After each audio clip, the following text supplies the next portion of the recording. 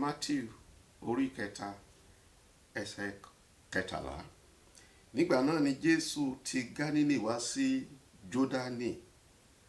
Ó wá sí ọ̀dọ̀ Johanu láti baptisi lọ́dọ̀ rẹ̀.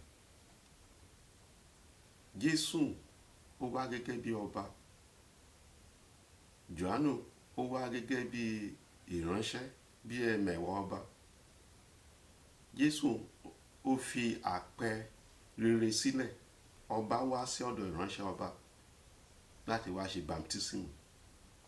Jesu wá gẹ́gẹ́ bí Ọlọ́run. Ọlọ́run ni ó wá ní ara èèyàn. Jesu ó ní ọ̀gá pátápátá. Ó sì rí ara ẹ̀ sílẹ̀ wá sọ́dọ̀ Johanu tó yẹ pé Johanu bí ògbúfọ̀ ni. Akéde ni Johanu. Ẹni tó tẹ̀ rán Johanu níṣẹ́. Ọ̀rọ̀ tí Johanu tó ń sọ Jesu ló rán níṣẹ́. Ẹni tó ní ọ̀rọ̀ ó rán akéde ọ̀rọ̀. Ẹni tó ní ọ̀rọ̀ ó wá sọ́dọ̀ akéde ọ̀rọ̀ láti wá ṣe baptism. Ẹ̀mí mọ́ fẹ́ ká ní ìrẹ̀lẹ̀ ọkàn. Ìgbéraga ti pọ̀ jù ní àárín wa. Ní òní, àpáta ìdìgbòlù ti ọ̀run ó máa fọ́ gbogbo ìgbéraga tó wà ní ọkàn. Ẹ̀mí ìgbéraga, ẹ̀mí èmi nìkan ló lè ṣe. Ní òní, àpáta ìdìgbòlù ó máa fọ́ sí wẹ́wẹ́ ní orúkọ Jésù.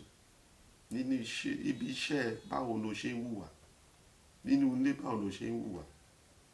Nípò tán fẹ́ sí ọ̀pọ̀lọpọ̀ nínú wa ká bá ti nípò kékeré àbí owó kékeré wà ní àpò wa, ìgbéraga ti dé. A sì mọ̀ pé ìgbéraga ní ń síwájú ìparun. Ìgbéraga ò ní pa ẹnu lórúkọ Jésù. Ẹ̀mí ìrẹ̀lẹ̀ ló ń gbéni ga. Gba ẹ̀mí ìrẹ̀lẹ̀. Bẹ́ẹ̀ ni yóò rí lórúkọ ti Bàbá. Bẹ́ẹ̀ ni yóò rí lórúkọ ti Ọmọ. Bẹ́ẹ̀ ni yóò rí ní orúkọ ti Ẹ̀mí Mímọ́.